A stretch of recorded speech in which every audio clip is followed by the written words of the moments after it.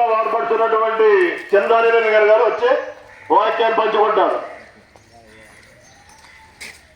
మీరు అట్లా రండి.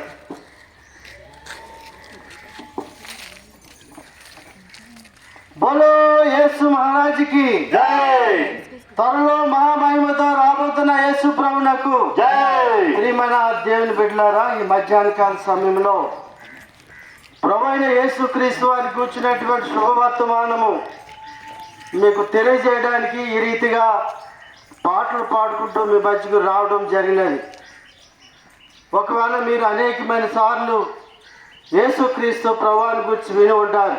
అయినప్పటికీ దేవుని వాక్యంలో ఉన్నటువంటి కొన్ని మాటలు మీకు తెలియజేయాలని ఆశపడతా ఉన్నాం. దేవుని వాక్యములో ప్రభువైన యేసుక్రీస్తు వారు తన వాక్యం ద్వారా ఈ రీతిగా మాట్లాడుతూ ఉన్నారు. ప్రయాసపడి భారం మోసుకుంటున్న సమస్తమైన వారులారా, నా యొద్దకు రండి, నేను మీకు విశ్రాంతిని కలుగజేతును అని ప్రభువారు సెలవిస్తూ ఉన్నారు. చూడండి, ఆయన మాటలో ఒక స్పష్టమైనటువంటి మాట, నా యొద్దకు రండి, నేను మీకు విశ్రాంతిని అనగా నెమ్మది, శాంతి, సమాధానము, సంతోషము ఇస్తానని దాని అర్థము. ఈ లోకంలో చాలామంది ఆస్తులు ఉంటున్నాయి, అంతస్తులు ఉంటున్నాయి, ఉద్యోగములు ఉంటున్నాయి, మరి ఏమి కొదువు లేకుండా ఉంటున్నారు. కానీ హృదయంలో నెమ్మది ఉందా? ప్రియమైన దేవుని బిడ్డలు ఆలోచన చేయండి. ఎంతో ఉండవచ్చు కానీ హృదయంలో నెమ్మది లేకుండా జీవిస్తూ ఉన్నారు ఈ లోకంలో.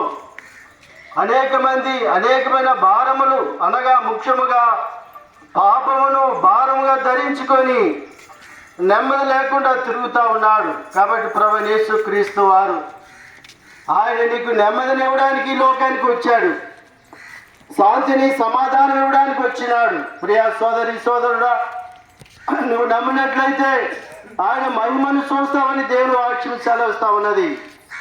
ప్రభువైన యేసుక్రీస్తు వారు ఈ లోకానికి నీకు నెమ్మది, శాంతి, సమాధానం ఇవ్వడానికి 2025 సంవత్సరాల క్రితము ఆయన మన కొరకు చనిపోయిన గొప్ప దేవుడు.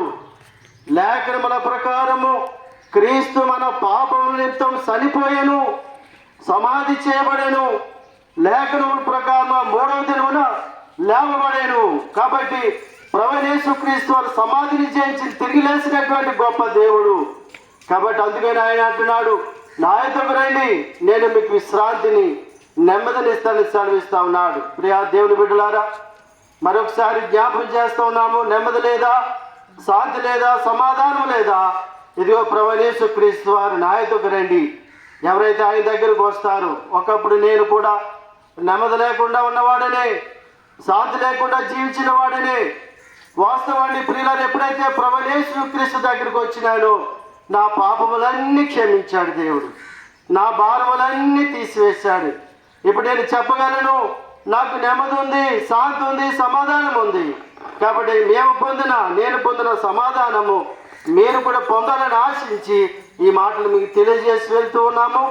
ప్రభువైన యేసునందు విశ్వాసం ఉంచము, అప్పుడు నీవును నీటి వారును రక్షణ పొందుదురు. దేవుడు కొద్ది వాక్యాన్ని దేవుడు బహుగా దీవించునుగాక. ఈ సమయంలో దేవుని యొక్క వాక్యం కొరకు, విత్తబడినటువంటి వాక్యం కొరకు దేవుడు దీవించలాగన మరి భీమా నుండి వచ్చినటువంటి దేవుని యొక్క దాసులు ప్రభుదాస్ గారు వచ్చి ప్రార్థన చేస్తారు.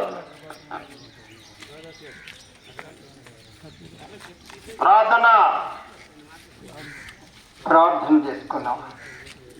అత్యంత కృపా కనికరము గల మా ప్రభువా, నిన్న నేడు ఏకరీతిగా ఉన్న మా యేసయ్య, ఈ మీనా నగరంకి అయ్యా నాయన నీ సువార్తను ప్రకటించడానికి ఈ ఎండాకాల సమయంలో మేము వచ్చి ఉండగా ప్రయాసపడి పాప భారాన్ని మోసుకొని పోసున్న సమస్తమైన వాళ్ళరా, నా యొద్దకు రండి, మీకు విశ్రాంతిని ఇస్తారని సెలవిచ్చిన మా ప్రభు అయ్యా, అందరి దేవుడైనది యేసయ్యను ఒక్కసారి మీరు దర్శించండి నాయన.